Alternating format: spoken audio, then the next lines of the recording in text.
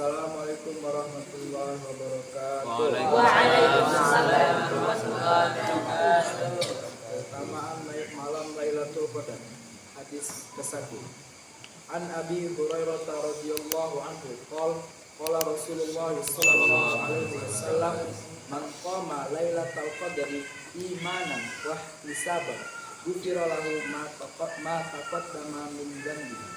Rawahu Bukhari wa Muslim kaza fit tarjih. Dari Sayyidina Abu Hurairah radhiyallahu anhu, baginda Rasulullah sallallahu alaihi wasallam, barang siapa berdiri untuk beribadah pada malam Lailatul Qadar disertai dengan iman dan ihtisab, berharap untuk memperoleh pahala, maka diampuni dosa-dosanya yang telah lalu.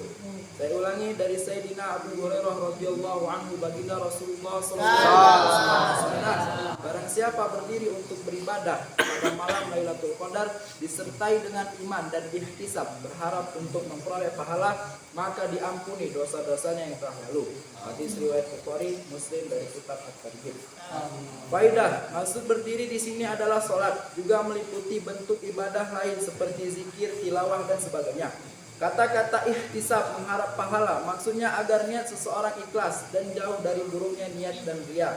Seseorang hendaknya berdiri tawadu di hadapan Allah Subhanahu wa taala semata-mata mengharap ridho dan pahalanya. Menurut Imam Qurtubi rahmatullah alaih, maksud ihtisab adalah agar seseorang benar-benar meyakini janji Allah Subhanahu wa taala, lalu berdiri di hadapannya dengan senang hati, tidak menganggapnya sebagai beban. Jika seorang berkeinginan dan berkeyakinan kuat untuk mendapatkan pahala yang besar, maka ia akan mudah menahan kesusahan dalam beribadah.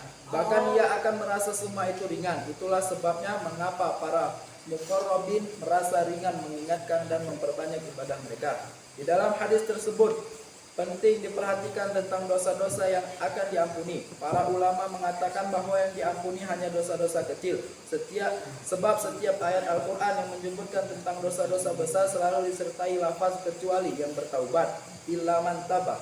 Berkenaan dengan hal ini, para ulama bersepakat bahwa dosa-dosa besar tidak akan diampuni kecuali dengan taubat. Bila ada hadis yang menyatakan tentang dosa-dosa yang diampuni, para ulama berpendapat bahwa yang dimaksud adalah dosa-dosa kecil. Ayah saya, semoga Allah Subhanahu wa taala merahmatinya dan menerangi kuburnya. Mereka mengatakan bahwa ada dua sebab mengapa perkataan dosa kecil tidak disebutkan dalam beberapa hadis tentang pengampunan dosa. Pertama, seorang muslim yang taat tidak akan melakukan dosa besar. Jika ia berbuat dosa besar, ia tidak akan merasa tenang hingga bertaubat kepada Allah Subhanahu wa taala. Kedua, ketika seorang hingga ia bertaubat kepada Allah Subhanahu wa taala, maka hatinya akan menyesali dosa-dosanya. Secara langsung ia akan benar-benar bertaubat dan berniat tidak akan mengulangi perbuatan itu. Orang yang telah berbuat dosa besar hendaknya benar-benar ikhlas bertaubat dan mengikrarkannya melalui lisan pada malam Lailatul Qadar atau di waktu-waktu doa makbul, sehingga rahmat Allah Subhanahu wa taala tercurah dan dosa-dosanya diampuni, baik dosa yang kecil maupun dosa yang besar. Apabila Anda mengamalkan hal ini, maka jangan lupa menyertakan hamba yang berdosa ini dalam doa Anda. Alhamdulillah, bersamanya hadisan min ahadithi Rasulullah sallallahu alaihi wasallam. Insyaallah nahnu nanti di amal wa tabi. Insyaallah nanti salat tahajud.